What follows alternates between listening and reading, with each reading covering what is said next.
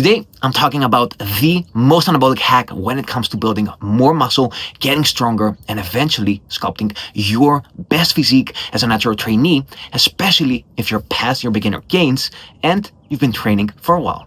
Check it out.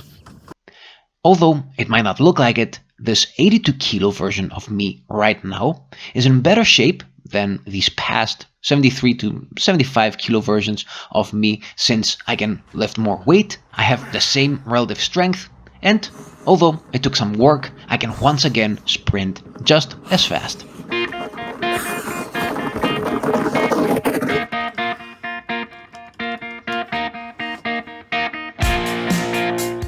So why is that, and why have I been gaining weight consistently over the past 2 years? The answer is that for natural trainees like me and you, serious muscle growth only happens if, besides training hard and smart, you're also on a calorie surplus.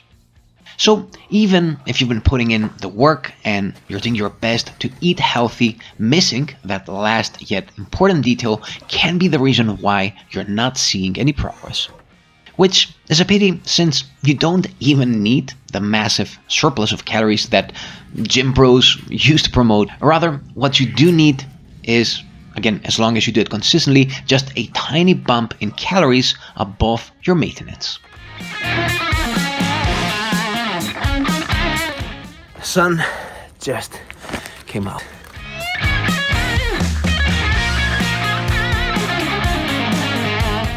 Hometown is definitely beautiful.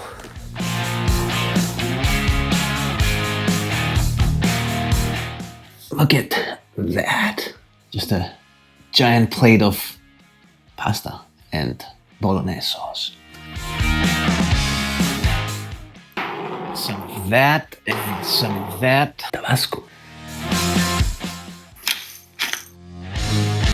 Specifically, if you do this the smart way, just 200 calories above maintenance, or what translates into roughly half a kilo to 3/4 of a kilo of weight gain per month is enough. And I know it might look like I'm eating a ton of food, which actually I do, because once you build enough muscle mass on your frame and you're constantly training, which means your body is constantly breaking down tissue and rebuilding it, the amount of food you can eat is honestly pretty awesome. In summary, if you've been doing everything else correctly and you haven't tried a lean bulk yet, before considering that you've reached your genetic potential, or before you consider yourself a hard gainer, it's time to get more organized with your diet. So, although what you can probably see right now is more of a dad bod, despite my post-workout pump, and there are also days, right? Some days you're carrying more water weight, like today probably. There are days that I look a lot better. Whatever the case, I definitely don't look as good as I did when I was in my early 30s, when I was leaner. You probably think that I look less muscular, although I'm carrying more muscle compared to then, but because of the extra fat, you get the illusion that I'm probably not that muscular. Although if I flex, you can probably see the improvement. Maybe, I don't know, maybe not. Whatever the case, this is just a necessary stepping stone in order for me to get stronger, to build even more muscle, and once I'm done with my cut, to basically sculpt my best physique ever at age 41. Specifically, my goal is to keep lean bulking this way, eating somewhere around 200 to 250 calories above maintenance per day until the end of March 2026, after which I'll be doing a cut until I get at my leanest possible levels, hopefully before my 31st birthday on May 18th, so I can afterwards hit the beach for my first summer holidays with the twins, rocking a lean, mean, rugged, 80 kilo superhero physique. So why does a lean bulk work so well? Simply said, when you strength train, what's happening is you're basically breaking down tissue in order to rebuild it back up bigger and stronger. But for this to happen, especially if you're not a newbie anymore, when you can recomposition a little bit, at least for a couple of months, you need extra building material. Thinking otherwise is kind of like saying that you can build a bigger wall using the same pile of bricks that you used to build your current wall. For example, look at Ryan, one of our trainees in our one-on-one online coaching program. Ryan started at 205 pounds, dropped 30 pounds during his first cut while getting stronger and building some muscle, as we said, because that is the period when you can do a little bit of that. And right now, he is back on a lean bulk, currently at 188 pounds. I must say, Ryan and Coach John, amazing work. The other thing that I want to mention is how a lean bulk does more than just fuel growth. When you bulk from a relatively lean starting point, as we always like to do in our program, you also boost your anabolic hormone profile, which not only sets you up for more gains, but also improves things such as nutrient uptake by your muscles, while minimizing fat spillover, which in simple words means that you don't get that fat while bulking up.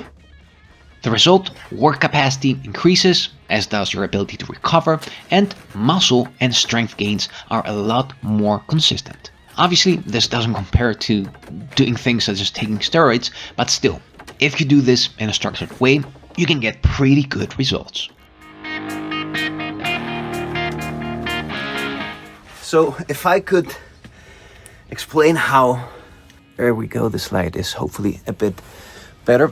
So if I could explain how it feels to switch from, being a natural trainee, training consistently for years, more or less at maintenance calories, switching to a steady caloric surplus kind of feels as if you're stepping back into your 20s again, in terms of, you can train probably equally hard as you can now, but you can sustain hard work for a longer time across a workout, but you can also sustain higher training volume across the week without, your recovery getting messed up. That said, injury is still something you are more prone compared to your 20s, so designing an intelligent program and warming up carefully are still key.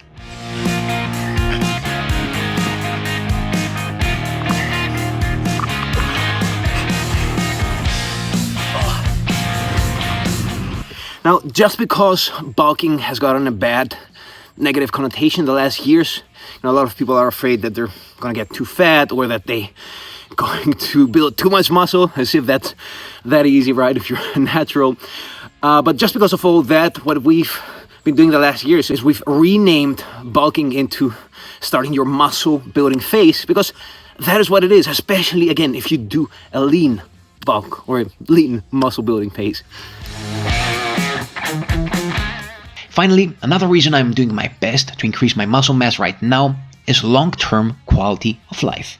After consistently undereating and ending up underweight back in 2021 during a stressful period of my life, seeing how frail I looked in one of my pictures was a wake-up call. That was when I decided that this is not how I want to enter my 40s, knowing that beyond the aesthetic part, muscle is also the organ of longevity. Although a lot of people don't talk about this, going into old age with a frail body can eventually lead to all kinds of chronic pain, but also all kinds of other health complications and disease, and eventually spending more and more time being less and less functional, to the point that you might even end up incapacitated for years. And having had a preview of how that feels, since I spent close to 5 years in bed after my accident in my early 20s, hooked on painkillers, constantly dealing with pain, feeling depressed.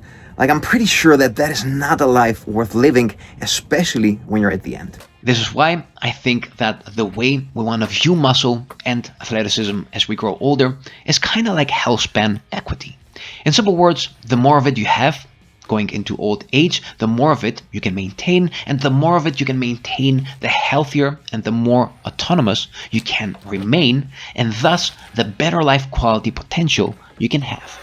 That being said, there is a point of diminishing returns when it comes to muscle mass and health, which is why going to an extreme, such as taking performance enhancing drugs and looking like a bodybuilder, is actually counterproductive for longevity and, more importantly, health span. Therefore, a simple goal I like to set for myself and my trainees if you want to have at least enough muscle to have that bonus health span buffer we talked about, is building a strong, lean, and muscular physique to the point that your weight in pounds roughly matches your height in centimeters. For example, I am 174 centimeters tall, so getting shredded at 176 pounds, which is my goal, and is 2 pounds over my height, falls perfectly within that range. Alright, so that was all for today. If you have any questions, make sure you leave them below. I always do my best to get back to every single one of you.